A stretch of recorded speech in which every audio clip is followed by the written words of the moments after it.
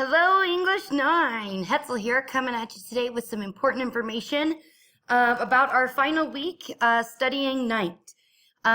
So this week you are testing and you are going to be required to be on campus more than a traditional week. So please know that I have taken that into consideration and that I have reduced the work for you accordingly as just a way to help you focus on your testing and really so you can do your best. So this week you only have 3 assignments. The first one is your weekly journal. And the weekly journal, you guys, I've been really impressed, and I just really want to take the time to say what good thinking, the eloquent writing that I've seen, and really just the deep thinking, critical thinking of night and what happened and genocide in general, and applying how this is important to your own life. I've been really, really impressed with your journals so far. So great job. Keep it up. Wanted to go over this week's topic with you just because out of all the years I've been teaching night and dealing with the Holocaust, one of the questions that I get most often is, how the heck did this happen? How did people just let this go on and not do something to change it or to stop it? So I want you looking at a few outside resources for this journal. The first is about euphemism and how words and language can be changed to change the connotation of what's really being said.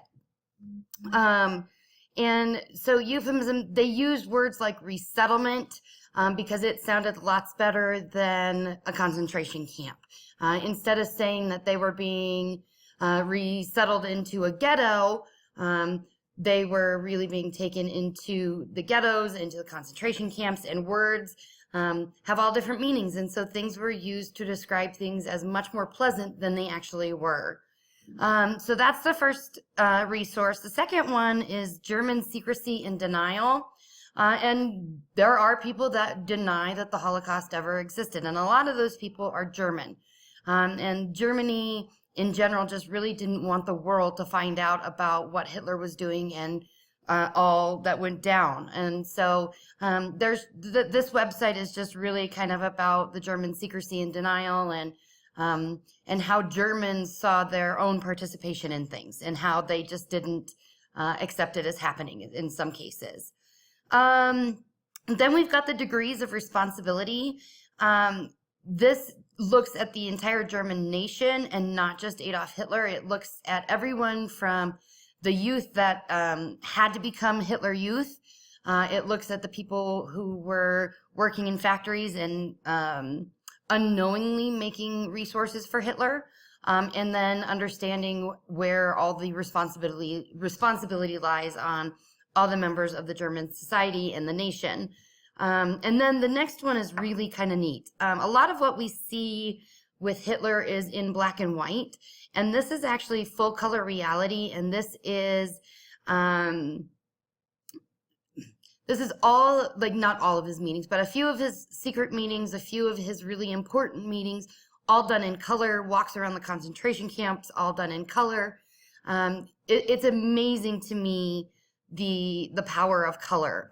So just, take a look around. At about 25 minutes in, you can see the interactions with children. It's just really weird, and it's just really interesting to see it all in color. And then the next one is The Silence of the World, and how Elie Wiesel, we hear the story of how the rest of the world, also composed and cultured people, remain silent in the face of genocide. So here I'm putting in one little resource that I've known about that I wish everyone on the planet would read this book because I think it's that important. It's called The Terrible Things.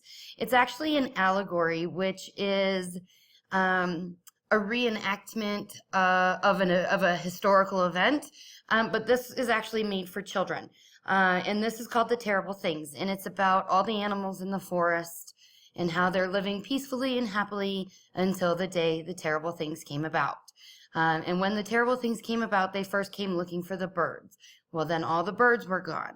None of the animals did anything when they were coming for the birds.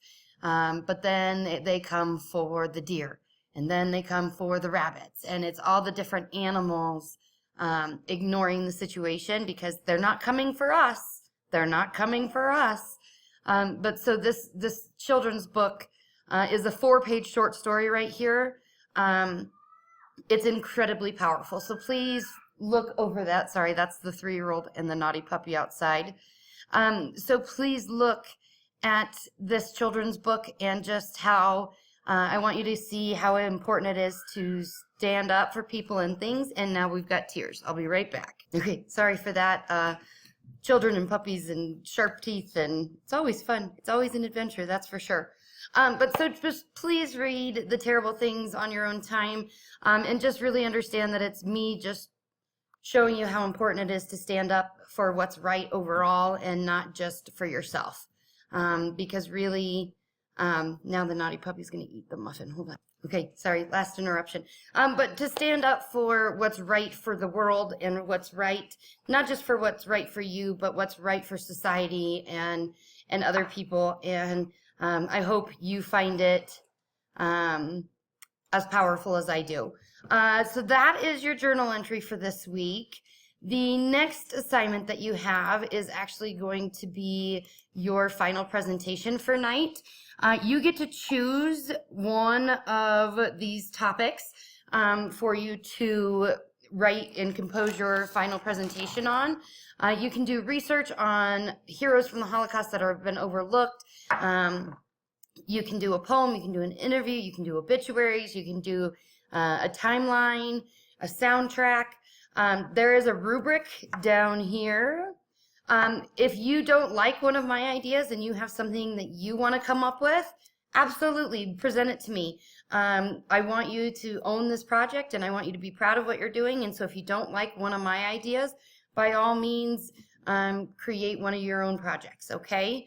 And then the last little thing for this week is, so you'll post your presentation to this discussion board, and you will need to respond to at least 2 other students' projects.